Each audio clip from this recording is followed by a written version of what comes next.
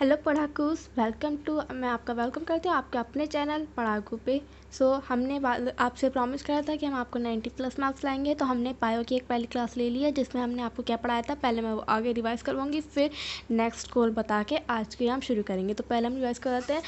हमने कल पढ़ा था चैप्टर 1 बायो का सेक्सुअल रिप्रोडक्शन फ्लावरिंग प्लांट। मैंने बताया था सेक्सुअल रिप्रोडक्शन क्या होता है, जिसमें 2 पेरेंट्स इन्वॉल्व होते हैं, एक मेल एक फीमेल, और फ्लावरिंग प्लांट्स जैसे रोज़। हम इनके बारे में इस चैप्टर में पढ़ेंगे। फिर हमने बताया था कि हमारा गोल क्या था कल का। हमने पहले इंट्रोडक्शन पढ़ा था थोड़ा सा, फिर फ्लावर का स्ट्रक्चर पढ़ा था, फिर मेल प्लांट का स्ट्रक्चर पढ़ा था, मेल पार्ट का। ये पार्ट है मेल पार्ट, थोड़ा सा हो जाता है लेकिन आप समझ गए होंगे। मेल पार्ट का स्ट्रक्चर पढ़ा था। बेसिक इंट्रोडक्शन में हमने क्या पढ़ा था कि हमने क्लास 7 बायो में चैप्टर 3 प्लांट किंगडम था, उसमें हमने पांच चीज़ों के बारे में पढ़ा था। Algae, bryophyte, pteridophyte, gymnosperm, angiosperm. Algae और ब्रायोफाइट्स होते हैं गैमेटोफाइट, जिनकी मेन बॉडी गैमेटोफाइट होती है, और टेरिडोफाइट, जिम्नोस्पर्म, एंजियोस्पर्म होता है स्पोरोफाइट, जिनकी मेन बॉडी स्पोरोफाइट होती है। और इस चैप्टर में हमने एंजियोस्पर्म के बारे में ही पढ़ा है। एंजियोस्पर्म्स होते हैं फ्लावरिंग प्लांट्स, ठीक है। फिर हमने आपको बताया था गैमेटोफाइट होते हैं जो प्रोड्यूस करते हैं gametes, male gamete and female gamete, और स्पोरोफाइट होते हैं जो प्रोड्यूस करते हैं स्पोर्स, ठीक है। हमने एक स्प्रेडशीट पे ये पढ़ा था पूरा। फिर आगे हमने एक फ्लावर का स्ट्रक्चर बनाने से पहले आपको एक बात बताई थी कि जो प्लांट जो है उसमें सेवरल हार्मोनल स्ट्रक्चरल चेंजेस आते हैं किस टाइम पे, जब उसमें फ्लावर आने का आता है। मतलब जैसे में फ्लावर आता है, एक ऐसा टाइम होता है जिसमें फ्लावर्स खिलते हैं। जैसे इस टाइम हर प्लांट में फ्लावर्स खिल रहा है, तो इस टाइम पे उनके अंदर हार्मोनल एंड स्ट्रक्चरल चेंजेस आते हैं। फिर मैंने आपको एक बताया था, ये एनसीईआरटी की लाइन में भी दे रखा है कि जहाँ जिस जगह से फ्लावर आना होता है, जब तक फ्लावर की कुछ भी मतलब बर्ड कुछ नहीं आया होता, तो उस पार्ट को हम कहते हैं स्टेम मेरिस्टेम। फिर जब फ्लावर के बर्ड निकलने लगती है तो उस पार्ट को कहते हैं फ्लावर मेरिस्टेम। और फिर बीच में जब फ्लावर आ जाता है तो फ्लावर ही हो गया। इनमें लीफ, स्टेम और रूट जो ऑल पार्ट्स होता है नॉन रिप्रोडक्टिव होता है except flower. Flower is only the part which is reproductive, ठीक है। फिर हमने एक फ्लावर का स्ट्रक्चर बनाया था, उसमें हमने उसे डिस्क्राइब करा था। ये पेटल होता है, ये सिंगल यूनिट को हमने पेटल का है, अगर ग्रुप है तो कोरोला। ये पॉलिनेटर्स को अट्रैक्ट करता है। सेपल सिंगल होता है, ग्रुप को कहेंगे तो कैलिक्स। प्रोटेक्शन में हेल्प करता है एट बर्ड स्टेज। ये थैलेमस या रिसेप्टिकल, ये फ्रूट में भी पार्ट हो जाता है। एग्जाम्पल एप्पल, स्ट्रॉबेरी, इससे हम फ्रोज फ्रूट कहते हैं। और ये क्या करता है, ये हर चीज़ को ज्वाइन करके रखता है, हर चीज़ इससे ही ज्वाइन होती है।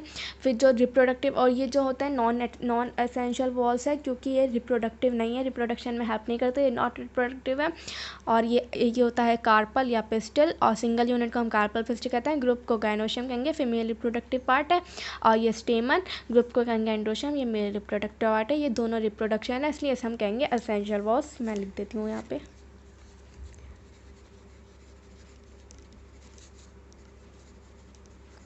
ठीक है। फिर हमने स्टेमन के बारे में पढ़ा था, हम इसे एंड्रोशियम कहेंगे ग्रुप को, और हम इसे माइक्रोस्पोरोफिल भी कह देते हैं। जहाँ भी मेल की बात होगी वहाँ माइक्रो, और जहाँ फीमेल की बात होती है वहाँ मेगा यहाँ यूज़ होता है।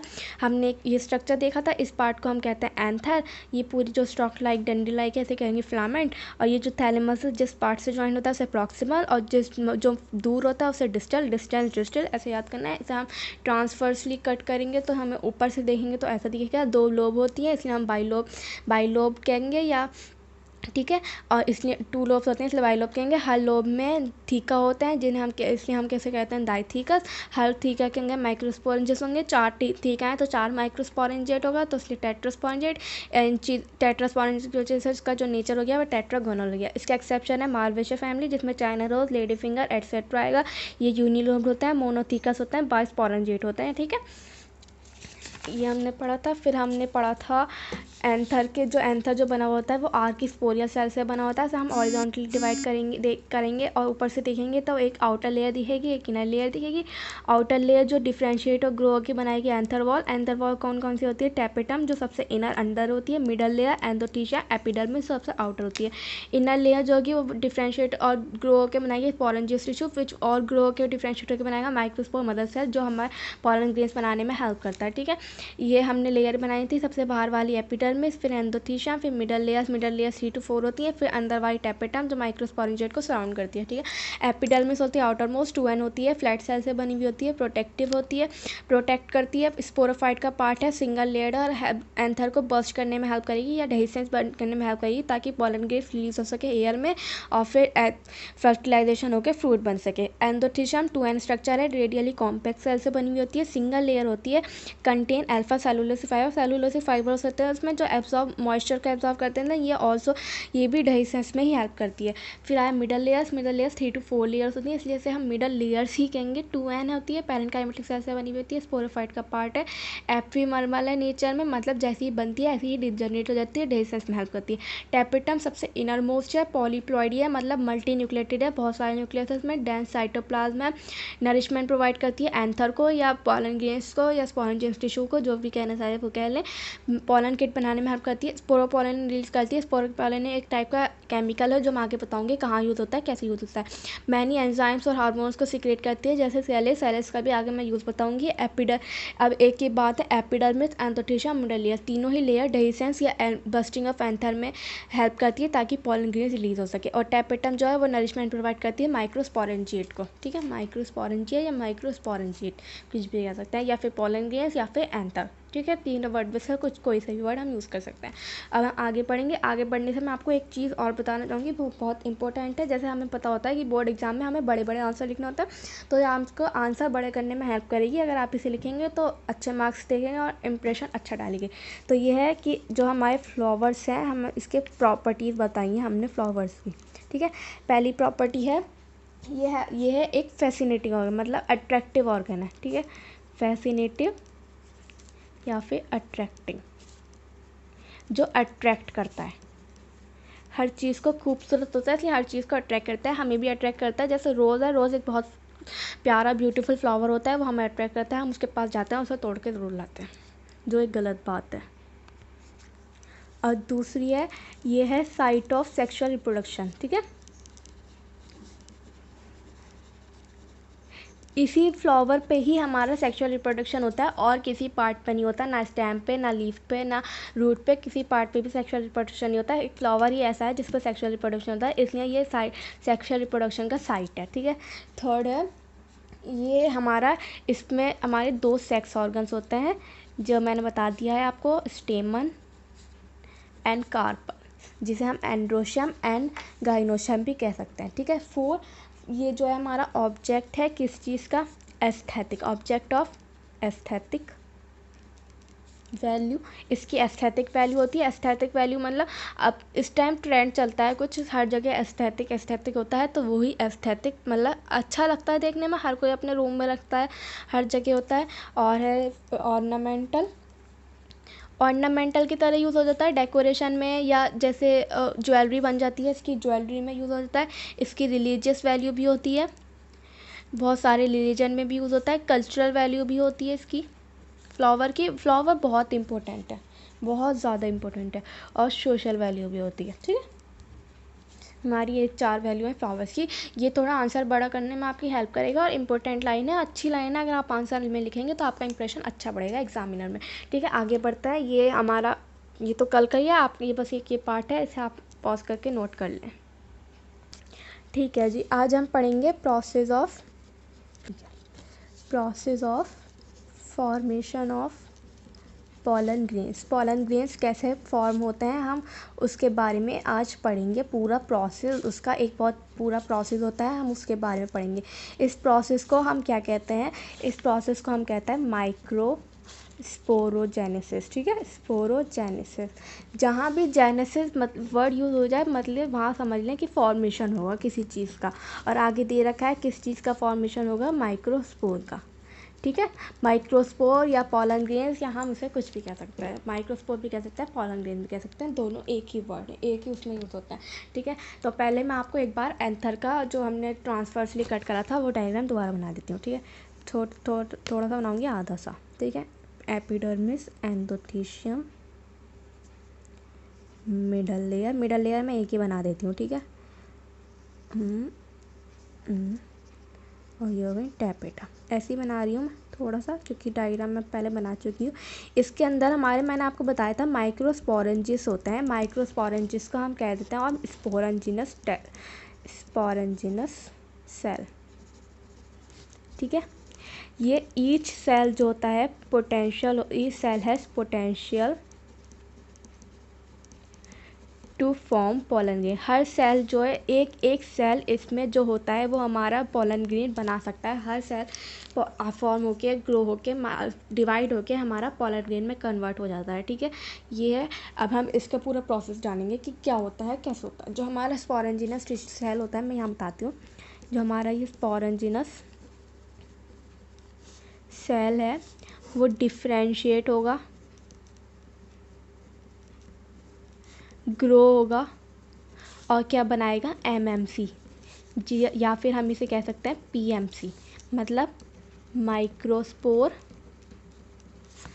मदर सेल, या फिर हम कहेंगे पोलन मदर सेल। ठीक है, कुछ भी कह सकते हैं या आप दोनों भी लिख सकते हैं, जो भी होगा। आप इसको अपनी एग्ज़ाम में जैसे क्वेश्चन आएगा तो आप इसे अपनी लैंग्वेज में पूरा डिस्क्राइब करके लिखना। फिर नीचे इसकी ही जैसे मैं बना रही हूँ इसी की तरह एक छोटा सा माइंड मैप बना देना, तो आपके समझ लीजिए कहीं मार्क्स नहीं कटेंगे, फुल मार्क्स आएंगे। ठीक है, एमएमसी जो ये माइक्रोस्पोर मदर सेल्स है, इसमें होगी मतलब डिवाइड होगा ये कौन से प्रोसेस के थ्रू, मियोसिस के प्रोसेस के थ्रू, क्योंकि ये क्या है, 2n है। ठीक है, हम हाथ का ये भी वो पढ़ते चलेंगे कि ये है 2n। तो ये मियोसिस के थ्रू डिवाइड होगा और क्या बनाएगा, हमारे माइक्रोस्पोर जो होंगे n। ठीक है, माइक्रोस्पोर n, इसलिए हमने प्रोसेस क्या है, माइक्रोस्पोरोजेनेसिस, मतलब फॉर्मेशन ऑफ माइक्रोस्पोर। ठीक है, माइक्रोस्पोर्स ग्रो होके बनाएंगे हमें, जो ग्रो हो जाएंगे थोड़े से और वो बन जाएंगे पोलन ग्रेन्स, जो होगा n, ये भी n ही होगा। ठीक है, समझ में आया, ग्रो के बन जाएगा पोलन ग्रेन्स हमारा। अब हम इस पूरी प्रोसेस को डिटेल में करेंगे कि क्या कौन सा प्रोसेस कैसे होता है, क्या होता है, कैसा होता है। ठीक है, अब हम ये करेंगे।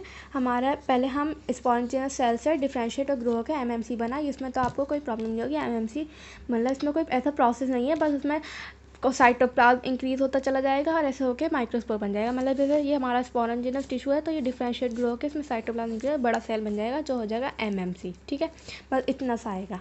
ये है हमारा स्पोरेंजिनस सेल से एमएमसी। अब एमएमसी से आगे क्या बनेगा हम आपको वो बताते हैं। ठीक है, एमएमसी में होगी मियोसिस, जैसे मैंने आपको बताया। तो अब मियोसिस होगी 2 में। ठीक है, ये जो मियोसिस हमारी होगी वो 2 मियोसिस होंगी, मतलब मियोसिस तो एक होगी लेकिन वो 2 पार्ट में होगी। 2 पार्ट कैसे है, पहले मियोसिस 1 फिर मियोसिस 2, कहलाई जाएगी एक ही मियोसिस। हम इसे कहेंगे एक ही मियोसिस हुई है, लेकिन 2 पार्ट में, मैं लिख देती हूँ 2 पार्ट। ठीक है, 2 पार्ट में होगी लेकिन है एक ही मियोसिस। ठीक है, एक ही मियोसिस, मैं ऐसे कर देती हूँ मियोसिस 1 मियोसिस 2 1 मियोसिस। ठीक है, यहाँ से मैं 2 हटा देती हूँ ताकि आपको कन्फ्यूज़न ना हो। मियोसिस जो होगी वो 2 पार्ट में होगी, मियोसिस 1 मियोसिस 2, लेकिन होगी एक ही मियोसिस। इसे हम 2 या ऐसा नहीं समझना कि 2 मियोसिस हुई हैं तो हम 2 लिख के आएंगे। अगर पूछा जाएगा क्वेश्चन तो एक ही मियोसिस लिखी जाएगी। ठीक है, एक ही मियोसिस लिखी जाएगी। अब हम आगे पढ़ते हैं कि कैसे क्या होता है डिवाइड। ठीक है, एमएमसी में पहले होगी मियोसिस 1। ठीक है, हुई मियोसिस 1 और हमारे बन गए एक सेल में ये 2 न्यूक्लियस। ये क्या हो गया हमारा। ठीक है, फिर होगी ये हुई हमारी कार्योकाइनेसिस। कार्योकाइनेसिस क्या होता है, जिसमें हमारे न्यूक्लियस डिवाइड होते हैं। ठीक है, मैं लिख देती हूँ न्यूक्लियस डिवाइड। ठीक है, अब होगा साइटोकाइनेसिस। यहाँ कोई मियोसिस नहीं हुई है।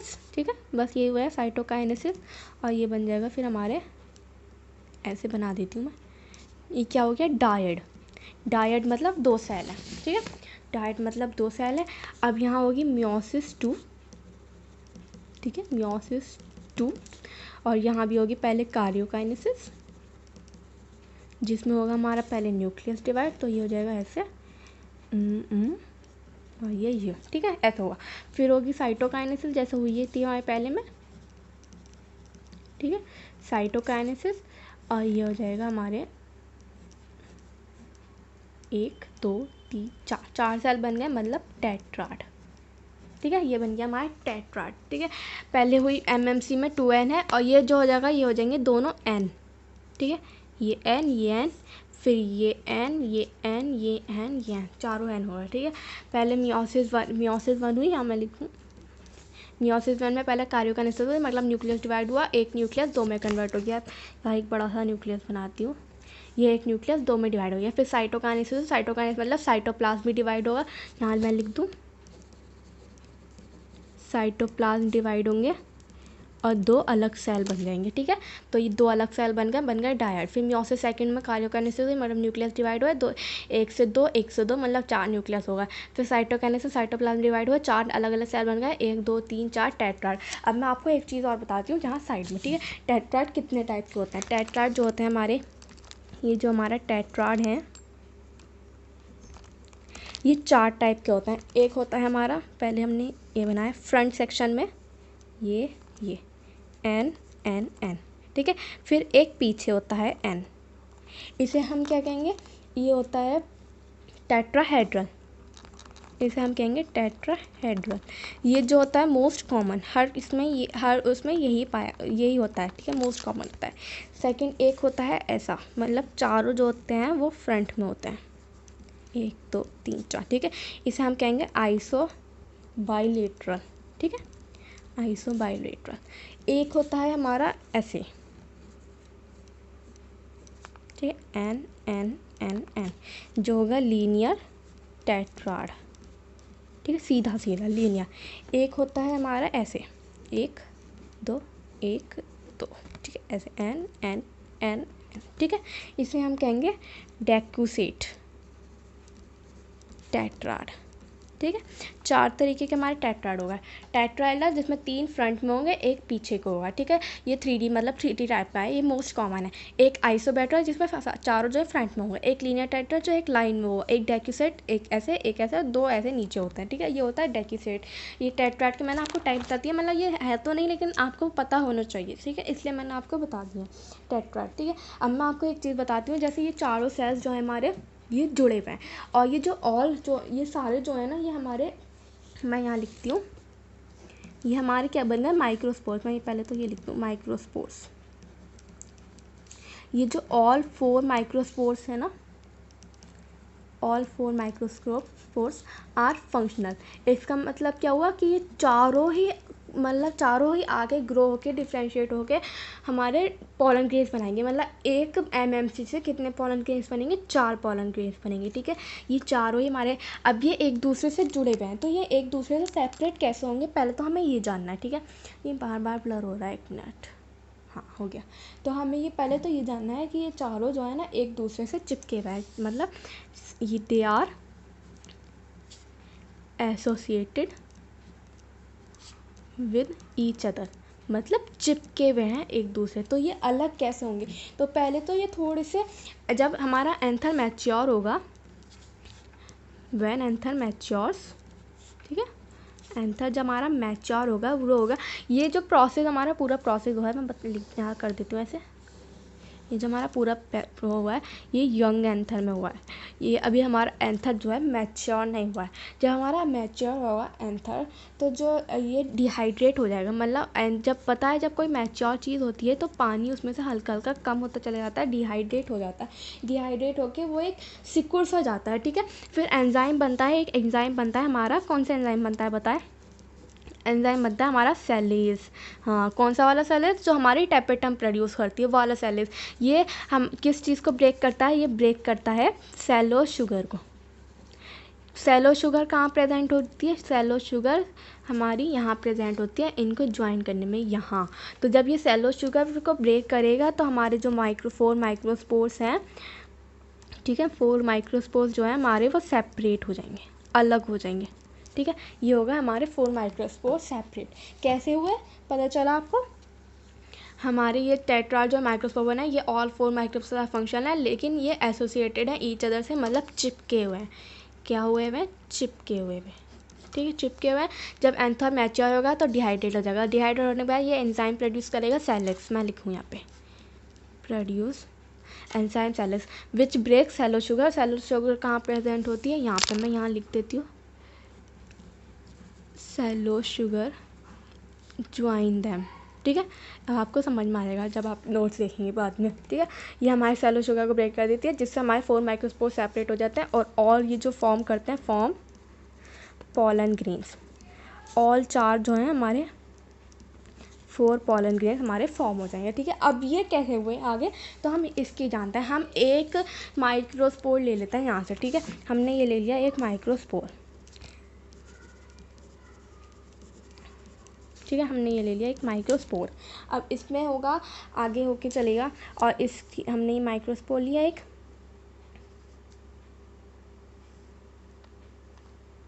ये बनाया हमने माइक्रोस्पोर का स्ट्रक्चर है अलग होने के बाद। ठीक है, ये माइक्रोस्पोर जो होगा हमारा आगे चल के डिवाइड होगा, आगे चल के इसमें डिवीज़न होगी। और कौन सी डिवीज़न होगी? Asymmetric mitosis. कौन सी डिवीज़न होगी? Isometric mitosis. माइटोसिस नहीं होगी क्योंकि एन है तो एन ही होगा और आगे डिवाइड नहीं हो सकता, इसलिए आसिमेट्रिक माइटोसिस। और क्या बनेगा? ऐसे ही करके पहले तो मैं ये स्ट्रक्चर ही बना देती हूँ, ये वाली। ये पता है ये स्ट्रक्चर क्या है, ये मैं आपको अभी आगे चल के बताऊँगी। ठीक है, पूरे से एक्सप्लेन करूँगी, पहले आप सिर्फ ये समझ लीजिए क्या होगा। अब जब आसिमेट्रिक माइटोसिस होगा ये दो में डिवाइड हो जाएगा, एक तो बड़ा सा, एक छोटा सा, ऐसे कुछ टाइप से। ठीक है, ये बड़ा सा क्या होगा? ये होगा हमारा वेजिटेटिव सेल। ठीक है, वेजिटेटिव सेल। और ये क्या होगा? Germ cell. ठीक है, इसे हम कहेंगे जर्म सेल या जनरेटिव सेल, नहीं जर्म सेल, हाँ जर्म सेल्स ही कहेंगे। और ये कौन सा, ये कैसा स्ट्रक्चर हो गया हमारा? Two celled. ठीक है, ये हो गया हमारा टू सेल्ड। इसे हम ऑल्सो क्या कहेंगे? इमैच्योर, क्योंकि अभी ये पूरा मैच्योर नहीं हुआ है, ये अभी पूरा मैच्योर नहीं है। आगे जाके फिर ये इसमें और जो हमारा जर्म सेल है वो डिवाइड होगा further, divide further by mitosis. इसमें भी माइटोसिस ही प्रोसेस होगी दोबारा, और फिर हमारा क्या बन जाएगा? ये यहाँ बन जाएंगे हमारे टू सेल्स। ठीक है, ऐसे करके कुछ टू सेल, यहाँ एक ही था, यहाँ टू सेल हो जाएगा। और ये बड़ा सा जो हमारा है, और फिर ये स्ट्रक्चर जो पूरा बना हुआ है, ठीक है, ये बन गया हमारा। ये क्या हो जाएगा? हमारा थ्री सेल्ड। ये इसे हम कहेंगे मैच्योर। ठीक है, ये होगा हमारा मैच्योर। ये हो गया हमारा पूरी प्रोसेस। अब हम ये बताते हैं, अब मैं आपको ये एक्सप्लेन करती हूँ कि वेजिटेटिव सेल और जर्म सेल क्या है। तो ये जो हमारा वेजिटेटिव सेल है, ये है हमारा वेजिटेटिव सेल। ये क्या है? ये हमारा क्या है, किस चीज़ में हेल्प करेगा? ये हमारी हेल्प करेगा ट्यूब सेल बनाने में, पोलन ट्यूब बनाने में। या ट्यूब सेल मतलब जो पोलन ट्यूब को आगे प्रोसेस करेगा। ठीक है, ये होगा हमारा, पहला तो होगा ये बिगर, ये बड़ा सेल है सबसे। ठीक है, इसमें अबंडेंट फूड रिसोर्स है, अबंडेंट फूड रिसोर्स। ठीक है, third provide nourishment to germ cells, provide nourishment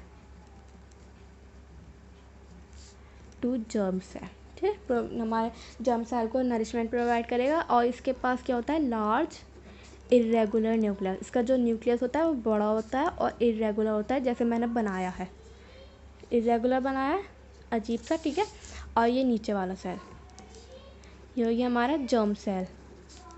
ठीक है, इसमें हमारे जो होंगे ये हमारे कंटेन, ये क्या चीज़ है? ये दो मेल गैमेट्स हैं, टू मेल गैमेट्स। ठीक है, पहले तो हम जर्म सेल बताते हैं, जर्म सेल्स क्या होता है। ठीक है, जर्म सेल हमारा स्मॉल होता है। ठीक है, पहला स्मॉल होता है, सेकंड स्मॉल न्यूक्लियस होता है।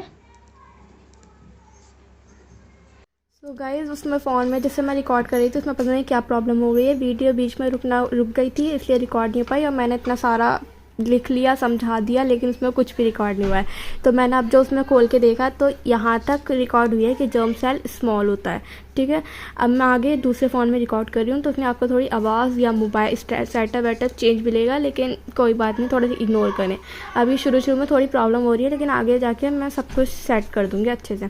तो जर्म सेल में मैंने आपको बताया कि जर्म सेल जो होता है वो स्मॉल होता है, उसका स्मॉल न्यूक्लियस होता है और स्पिंडल शेप्ड होता है। जो न्यूक्लियस होता है वो स्पिंडल शेप्ड होता है, और जो उसका न्यूक्लियस है वो छोटा सा है। वेजिटेटिव सेल बड़ा है तो उसके साइटोप्लाज्म में ही फ्लोट करता है, उसकी कोई मतलब अलग से सेल वेल की वो नहीं है, मतलब उसके साइटोप्लाज्म में फ्लोट करेगा। ठीक है, उसमें मैंने बताया आपको जर्म सेल में दो मेल गैमेट्स होते हैं। जो मेल गैमेट्स होता है वो मैच्योर होता है, नॉन मोटाइल होता है और इरेगुलर होता है।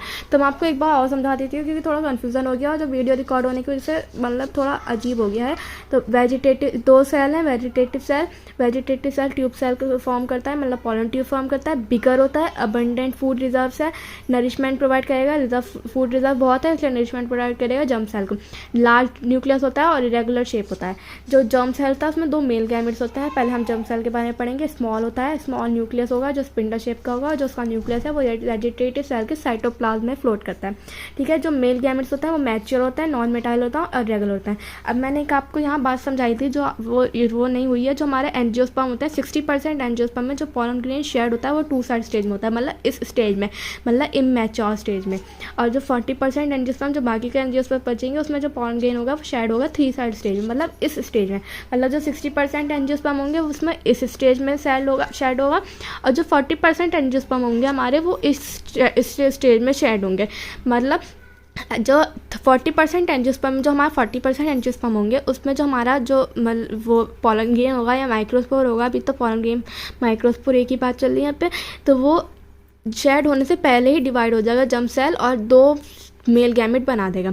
लेकिन जो 60% एंजियोस्पर्म होंगे, मतलब ये एक मोस्ट कॉमन वे है, उसमें 2 साइड्स में स्टेच हो जाएगा, मतलब एक ही मेल गैमेट होगा जर्म सेल में, और जब वो शेड होने के बाद डिवाइड होगा और फॉर्म करेगा 2 मेल गैमेट। ठीक है, इतना फ़र्क है इन 60% एंजियोस्पर्म 40% एंजियोस्पर्म में। ये एक इंपॉर्टेंट पॉइंट है, ये आपको याद होना चाहिए ज़रूरी। ठीक है, अब हम आगे पढ़ेंगे पॉलन ग्रेन का स्ट्रक्चर जानेंगे। ठीक है, पॉलन ग्रेन का स्ट्रक्चर का पहले मैंने डायग्राम बना दिया। ये हमारा वेजिटेटिव सेल, ये जर्म सेल, 2 मेल गैमेट्स है, स्पिंडल शेप के हैं, इसलिए मैं थोड़ा इसे डिज़ाइन से बना रही हूँ, वरना मैं एक सर्कल टाइप से ही बना सकती थी। 2 लेयर हैं, एक है ये लेयर, एक है ये लेयर। ठीक है, ये डिज़ाइन की है थोड़ी, इसलिए ऐसी ही बनानी है आपको। क्यों बनानी है मैं अभी आपको समझाती हूँ।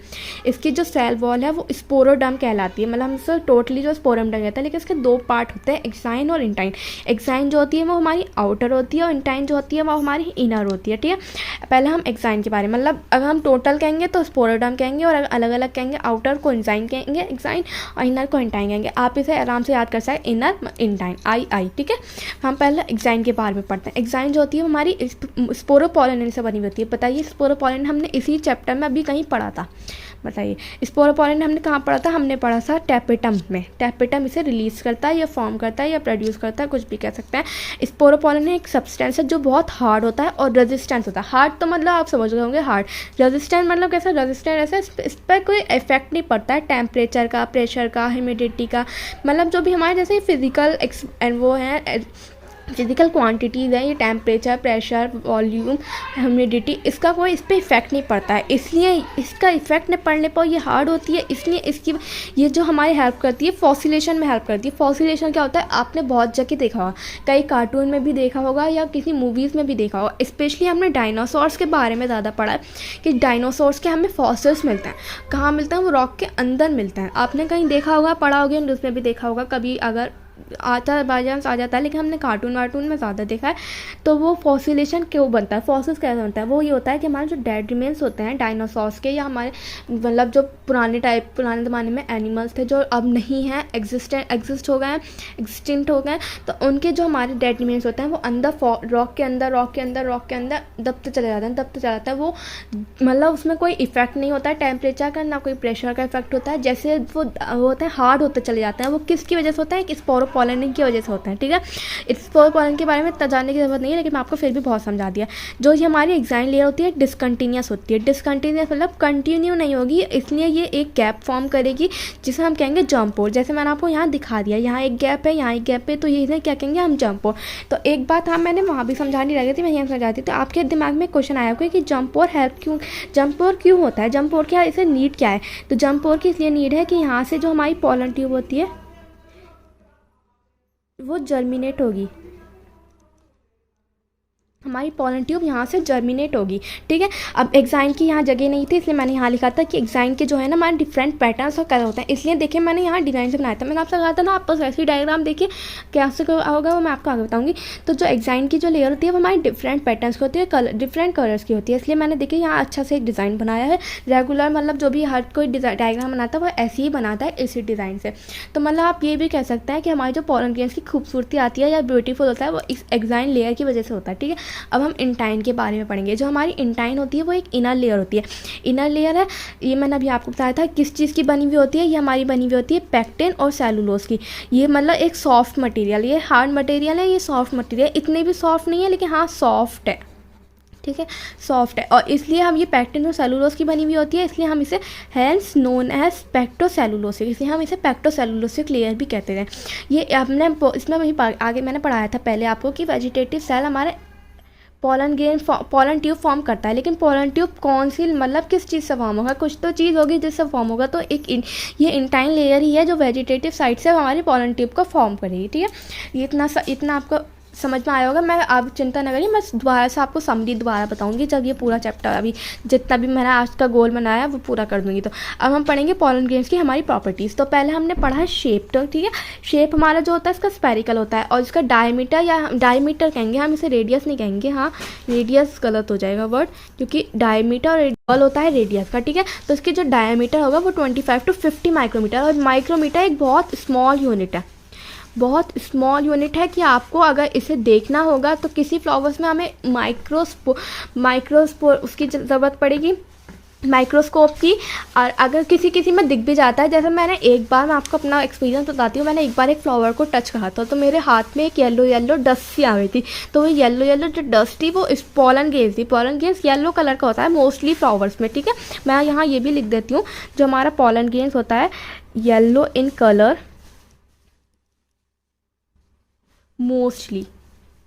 ठीक है, अब मेरी बात का ध्यान दिए, डस्ट टाइप के, तो डस्ट के पार्टिकल्स भी कितने छोटे हैं, तो आप समझ लीजिए जब भी वो बहुत छोटा था वो एक साथ मिलकर हमें दिख रहा था। तो अगर हम उसके लेयर्स देखनी है कि एक्साइन और इंटाइन का, उसका डिज़ाइन देखना है कि किस डिज़ाइन का है, तो हमें माइक्रोस्कोप की ज़रूरत पड़ेगी। अब हम पढ़ेंगे इसकी वायबिलिटी मतलब अगर हम सिंपल लैंग्वेज में बात करें तो कितने दिन वो जिंदा रहेगा या कितनी देर तक जिंदा रहेगा। ठीक है, तो ये वेरिएबल होता है, ये डिपेंड करता है टेम्परेचर पे, प्रेशर पे, ह्यूमिडिटी को हम और क्या कहेंगे, मॉइस्चर पे, और बहुत सारे फिजिकल एंड वो एक्सपेक्ट्स हो सकते हैं, इसलिए वो हर चीज़ पर डिपेंड करता है, इसलिए वेरिएबल होता है। जैसे हम एग्जांपल लेंगे सीरियल्स में जो उसकी वायबिलिटी होती है वो 30 मिनट होती है, और कुछ फैमिलीज होती हैं जैसे रोजाशिया, लेग्यूमिनेशिया, तो उनकी जो वायबिलिटी होती है सेवरल मंथ्स होती है, मतलब कितने बहुत सारे मंथ्स तक वो जिंदा रह सकते हैं। ठीक है, अब हम जैसे सीरियल्स में है 30 मिनट, या उसके अगर हम उसे स्टोर करना चाहते हैं तो हम उसे प्रिजर्व या स्टोर भी कर सकते हैं नाइट्रोजन में, लेकिन ऐसे कोई रूम टेम्परेचर में नहीं कर सकते, उसके लिए टेम्परेचर चाहिए हमें -196 डिग्री सेल्सियस। अब सोच लीजिए -196 डिग्री सेल्सियस मतलब कितना ठंडा हुआ, और इस प्रोसेस को हम क्या कहते हैं, क्रायो प्रिजर्वेशन। ठीक है, ये प्रोसेस का नेम है। ये आपको जो मैं बता रही हूँ ना ये इंपॉर्टेंट है, और मैं आपको कुछ एक्स्ट्रा चीज़ें बता रही हूँ जो अगर आप लिखेंगे अपने एग्जाम के स्टेज में तो आपकी इंप्रेशन अच्छा ही पड़ेगा और मार्क्स आपके कहीं कटेंगे नहीं। ठीक है, और इसका हम एग्जांपल लेंगे पोलन बैंक्स। अब पोलन बैंक्स का यूज़ क्या होता है मैं आपको ये भी बता देती हूँ। जैसे हमारी कोई मतलब फार्मिंग होती है, कोई हमारी होता है, तो जैसे कोई टेम्परेचर की वजह से या रेन बहुत हो जाती है तो वो ख़राब हो जाता है, तो हमें एक्स्ट्रा की ज़रूरत पड़ जाती है, तो हम पोलन बैंक से पोलन ग्रेन्स निकाल के जो हमने स्टोर कर रखे हैं उसे फर्टिलाइज़ करवा के आगे ग्रो कर सकते हैं, और इससे हमारी कुछ इफ़ेक्ट नहीं पड़ता है कि हैवी रेन का या किसी चीज़ का हमारे उस पर इफ़ेक्ट नहीं पड़ेगा, कोई हमारी कमी नहीं रहेगी किसी चीज़ की। ठीक है, अब इसके आगे मैं आपको पढ़ाती हूँ। उसके आगे हम पढ़ेंगे पहले यूजेस, कि हमारे इसके यूजेस क्या हैं। पोलन ग्रेन्स के बहुत यूजेस हैं, जैसे कि ये हमारे टैबलेट के फॉर्म में भी यूज़ हो सकता है, बहुत लोग इसे टैबलेट के फॉर्म में भी यूज़ करते हैं, मतलब ये हेल्प होता है। सिरप में भी यूज़ हो सकता है, किसी चीज़ का जैसे कोई डिजीज़ का सिरप हो उस पर भी ये यूज़ हो सकता है, क्योंकि ये बहुत हेल्पफुल होता है। और ये रेस हॉर्सेस के लिए भी यूज़ हो सकता है as a supplement, race horses and for players, मैं प्लेयर्स लिख दूँ या रेसलर्स लिख दूँ, कुछ भी लिख सकते हैं, रेसलर्स एज अ सप्लीमेंट। जैसे लोग सप्लीमेंट रहते हैं अपनी उसको परफॉर्मेंस को इंक्रीज़ करने के लिए, तो उस सप्लीमेंट के उस पर हम पोलन ग्रेन्स को भी ले सकते हैं। ठीक है, टैबलेट्स के फॉर्म में यूज़ हो सकता है, सिरप के फॉर्म में यूज़ हो सकता है, रेस हॉर्सेस प्लेयर्स और रेसलर इसे सप्लीमेंट्स के एज अ सप्लीमेंट्स भी ले सकती हैं अपनी परफॉर्मेंस को इंक्रीज़ करने के लिए। ठीक है, अपनी परफॉर्मेंस को इंक्रीज़ करने के लिए। अब हम इसके पढ़ेंगे, इसके जो है हमारी कुछ एलर्जीज़ भी हो सकती हैं इससे।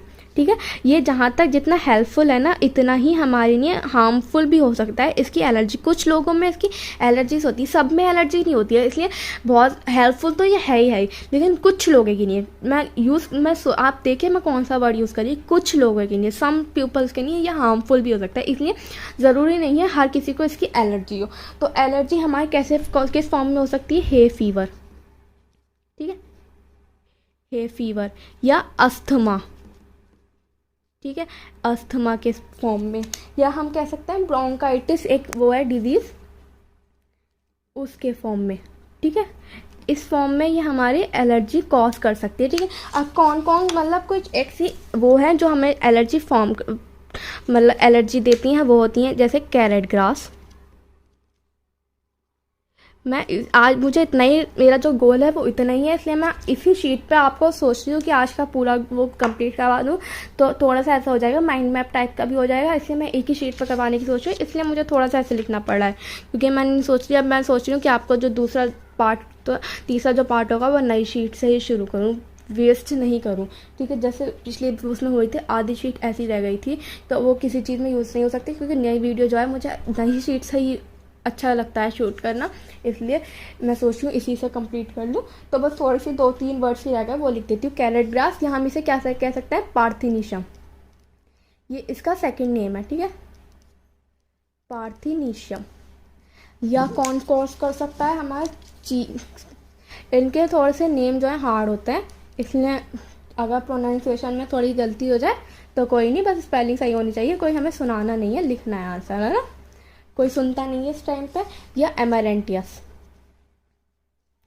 ये कुछ एग्जाम्पल हैं, और भी एग्जाम्पल हो सकते हैं, मैंने ये सिर्फ कुछ एग्जाम्पल बताए आपको जो इम्पोर्टेंट है, जो इन तीनों के बारे में ही है, जो कॉज करते हैं, ठीक है। अब मैं आपको एक बार पूरा ही समरी दे देती हूँ कि मैंने आज आपको क्या क्या पढ़ाया, ठीक है। तो पहले तो मैंने आपको एक फ्लावर का बताया था कि फ्लावर क्या क्या चीज़ होती है, तो मैंने आपको बताया था फ्लावर की बहुत सारी वैल्यूज़ होती है, जैसे aesthetic value, ornamental value, religious value, culture value, ठीक है। मैंने ये सब आपको पढ़ाया था। फ्लावर के को सेक्स ऑर्गन्स थे, जिसे हम एंड्रोशियम गाइनोशियम कहते हैं, और फ्लावर एक फैसिनेटिंग ऑर्गन है, या अट्रैक्टिव ऑर्गन है जो पॉलिनेटर्स को अट्रैक्ट करता है, ठीक है। फिर हमने जो नया शुरू करा था पूरा, वो हमने यहाँ से शुरू करा था कि पोलन ग्रेन्स का फॉर्मेशन का प्रोसेस, तो उसे हम क्या कहते हैं, माइक्रोस्पोरेंजिस। जेनेसिस मतलब फॉर्मेशन, और माइक्रोस्पोर मतलब माइक्रोस्पोर या पोलन ग्रेन्स हम कुछ भी कह सकते हैं। तो मैंने आपको ये बताया था, जो हमारी ये माइक्रोस्पोरेंजिटा, के अंदर जो सेल्स होते हैं स्पोरेंजिनस सेल्स, तो वो ईच जो एक एक सेल उसका जो है ना, उसमें पोटेंशियल होता है आगे पोलन ग्रेन बनने का। तो स्पोरेंजिनस सेल पहले डिफ्रेंशिएट होकर ग्रो होंगे, एमएमसी बनाएंगे या पीएमसी बनाएंगे, जिसे हम कहेंगे माइक्रोस्पोर मदर सेल या पोलन मदर सेल, ठीक है। जो हमारा मियोसिस करके फिर बनाएगा माइक्रोस्पोर्स, फिर ग्रो होकर बनाएगा पोलन ग्रेन। जो हमारी मियोसिस होगी वो एक ही मियोसिस होगी, लेकिन पार्ट में होगी मियोसिस 1 और मियोसिस 2, लेकिन होगी एक ही मियोसिस। तो हमारा जो स्पोरेंजिनस सेल होगा वो डिफ्रेंशिएट और ग्रो के, मतलब उसमें साइटोप्लाज्म मियोसिस होगी, लेकिन पार्ट में होगी मियोसिस 1 और मियोसिस 2, लेकिन होगी एक ही मियोसिस। तो हमारा जो स्पोरेंजिनस सेल होगा वो डिफ्रेंशिएट और ग्रो के, मतलब उसमें साइटोप्लाज्म होगा, थोड़ा सा डिफ्रेंशिएशन होगी, तो वो बना लेगा हमारा एमएमसी, मतलब 2n, माइक्रोस्पोर मदर सेल जो होगा 2n, ठीक है। उसमें मियोसिस 1 होगी, पहले होगा कार्योकाइनेसिस, जिसमें होगा हमारा न्यूक्लियस डिवाइड, और एक न्यूक्लियस से बन गया 2 न्यूक्लियस। फिर होगा साइटोकाइनेसिस, जिसमें होगा हमारा साइटोप्लाज्म डिवाइड, और बन जाएगा 2n, एक ये, और ये होगा nn, जिसे हम कहेंगे डायोड। फिर हमारी होगी मियोसिस सेकंड, फिर जिसमें होगा कार्योकाइनेसिस, 4 सेल्स बनेंगे। फिर साइटोकाइनेसिस होगी, मतलब इसमें 4 न्यूक्लियस बनेंगे, फिर साइटोकाइनेसिस होगी, 4 सेल बनेंगे, चारों n होंगे, जिसे हम कहेंगे टेट्राड, और ये सब जो है ये माइक्रोस्पोर कहलाए जाएंगे, ठीक है। ये जो हमारा जो चारों सेल्स होता है उसे सेलोज शुगर ज्वाइन करती है, ठीक है। और 4 माइक्रोस्पोर्स जो है हमारे फंक्शनल होते हैं, लेकिन ये एसोसिएटेड होते हैं ईच अदर, मतलब ईच अदर एक दूसरे से एसोसिएटेड होते हैं, मतलब चिपके हुए होते हैं। अब इन्हें अलग करने का तरीका, ये जो हमारा पूरा प्रोसेस होता है ये एक यंग एंथर में होता है, लेकिन जब एंथर मैच्योर हो जाता है, डिहाइड्रेट हो जाता है और थोड़ा सा सिकुड़ जाता है, ठीक है। तो जब वो प्रोड्यूस करता है एक एंजाइम सेलेज, जो हमारी सेलो शुगर को ब्रेक करेगी, और जो ये चारों माइक्रोस्पोर हैं सेपरेट हो जाएंगे और बना लेंगे हमारा 4 पोलन ग्रेन्स, ठीक है। अब हम ये पढ़ेंगे, इसे हम माइक्रोस्पोर कहेंगे या फिर हम कहेंगे पोलन ग्रेन, ठीक है। इस माइक्रोस्पोर या पोलन ग्रेन में ये एन है, इसमें एक असिमेट्रिक माइटोसिस होगी। माइटोसिस इसलिए होगी क्योंकि अब ये एन है और डिवाइड नहीं हो सकता, ठीक है। माइटोसिस होके 2 सेल बन जाएंगे, वेजिटेटिव और जर्म सेल। ये 2 सेल बने हैं, इसलिए हम इसे इमेच्योर कहेंगे। 60% एंजियोस्पर्म में पोलन ग्रेन इसी 2 साइड स्टेज में शेड हो जाता है, ठीक है। फिर अब ये जर्म सेल डिवाइड होगा फर्दर माइटोसिस के थ्रू और बनाएगा 3 साइड स्टेज, मतलब जर्म सेल में ही 2 गैमेट्स बन जाएंगे, मेल गैमेट्स में ये 3 साइड स्टेज हो जाएगा, जिसमें ये से हम मैच्योर कहेंगे। 40% एंजियोस्पर्म में इस स्टेज पर पोलन ग्रेन शेड होता है। जो हमारा वेजिटेटिव सेल होता है वो ट्यूब सेल को फॉर्म करेगा, मतलब पोलन ट्यूब ग्रो होने में हेल्प करेगा। जो वेजिटेटिव सेल होगा बिगर होगा, उसमें अबंडेंट फूड रिजर्व होगा, इसलिए वो नरिशमेंट प्रोवाइड करेगा जर्म सेल को। उसका जो न्यूक्लियस होगा वो लार्ज होगा, इरेगुलर होगा। जो हमारे जर्म सेल होगा वो 2 मेल गैमेट्स होंगे, वो मेल गैमेट्स होंगे मैच्योर होंगे, नॉन मेटाइल होंगे, इरेगुलर होंगे। जो हमारा जर्म सेल होगा वो स्मॉल है, उसका स्मॉल न्यूक्लियस है, स्पिंडल शेप्ड, और जो उसका जो न्यूक्लियस है वो वेजिटेटिव सेल के साइटोप्लाज्म में फ्लोट फ्लोट करता है, ठीक है। अब हम जानेंगे पॉलन ग्रेन का स्ट्रक्चर। पॉलन ग्रेन की जो सेल वॉल है हम उससे कहेंगे स्पोरोडम।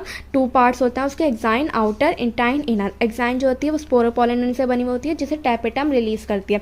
ये हार्ड होता है, रेजिस्टेंट होता है हर टेम्परेचर और मतलब जितनी भी फिजिकल क्वांटिटीज़ हैं या क्वालिटी वो है वो हमारे इसको कोई इफेक्ट नहीं डालती है इस पर, इसलिए ये फॉसिलेशन में हेल्प करता है। डिसकंटिन्यूस होता है इसलिए गैप बना देता है जिसे हम कहेंगे जंप पोर। जो जंप पोर है वो पॉलन ट्यूब के जर्मिनेट होने में हेल्प करेगा, उसी गैप से हमारी जो पॉलन ट्यूब है वो निकलेगी। एक्साइन के डिफरेंट पैटर्न्स और कलर्स होते हैं। इंटाइन जो है इनर है, made up of pectin and cellulose, soft है इसलिए हम इसे पैक्टोसोलिडोसिस भी कहते हैं। ये पॉलन ट्यूब बनाएगी जो फिर जंप पोर के थ्रू वो निकल जाएगा, ठीक है। इंटाइन अंदर वाली लेयर, एक्साइन बाहर वाली, अलग डिफरेंट पैटर्न की रही, कितना अच्छे पैटर्न की है। और बीच में ये जो गैप है ये जंप पोर, ये वेजिटेटिव सेल, ये जंप सेल, 2 मेल गैमेट्स, ठीक है। अब हम इसके प्रॉपर्टीज़ पढ़ेंगे। Pollen grain, pollen grain yellow colour का होता है मोस्टली प्लांट में। फ्लावर में शेप जो होती है स्पेरिकल होती है, उसका जो डायमीटर होगा वो 25 to 50 माइक्रोमीटर होगा, मतलब बहुत स्मॉल यूनिट है, बहुत छोटा होगा। उसकी वायबिलिटी मतलब कितनी देर तक वो जिंदा रहेगा तो वेरिएबल होती है, डिपेंड करेगी temperature, pressure, humidity etcetera. Syria example लेंगे हम सीरियस तो 30 मिनट होगी, और कुछ फैमिली जैसे रोजाशिया, लेगुमिनेशिया उसकी सेवरल मंथ्स होगी। हम नाइट्रोजन को प्रिजर्व भी कर सकते हैं या स्टोर भी कर सकते हैं -196 डिग्री सेल्सियस नाइट्रोजन में, और उस प्रोसेस को हम क्या कहेंगे क्रायो प्रिजर्वेशन। इसका एग्जाम्पल है पॉलन बैंक्स। इसके यूजेस हैं टैबलेट के फॉर्म में यूज़ होगा, सिरप के फॉर्म में यूज़ होगा, और सप्लीमेंट्स के फॉर्म में यूज़ होगा जो रेस हॉर्सेस को दिया जाएंगे, प्लेयर्स या रेसलर्स, इन चीज़ों के लिए इन लोगों को दिए जाएंगे उनकी परफॉर्मेंस को इंक्रीज़ करने के लिए। इसकी कुछ सम पीपल को एलर्जी होती है जैसे हे फीवर, अस्थमा, ब्रोंकाइटिस। किसके जैसे एग्जाम्पल हैं हम कैरेटियास पार्थिनिशियम या चाइनोपोडियम या अमेरेंशियस, ठीक है। और भी कुछ हैं जो एलर्जी फॉर्म करती है, कॉज करती है, लेकिन ये कुछ एग्जाम्पल है एलर्जी के, और एलर्जी कौन कॉज करता है उन प्लांट्स के, ठीक है। तो आज का हमारा बस गोल यही था कि हमने थोड़ा सा वो जो माइक्रोस्पोरेंजिनेसिस का हमने पूरा प्रोसेस पढ़ा। ये वीडियो ज़्यादा लंबी हो गई इसलिए मैं यहीं छोड़ रही हूँ कि ये प्रोसेस है माइक्रोस्पोरेंजिनेसिस और मैक्रोस्पोरेंजिनेसिस, ये 2 प्रोसेस हैं जो हमें इस चैप्टर में सबसे इम्पोर्टेंट है और इन्हें पढ़ना ज़रूरी है, इसलिए से मैंने पूरा एक्सप्लेन करा बिल्कुल टाइम लेके। तो आज का बस यही गोल था हमारा, तो हमने ये पूरा किया। अब मिलती हूँ मैं आपको नेक्स्ट पार्ट में, नेक्स्ट वीडियो में। जब तक के लिए बाय बाय, थैंक यू।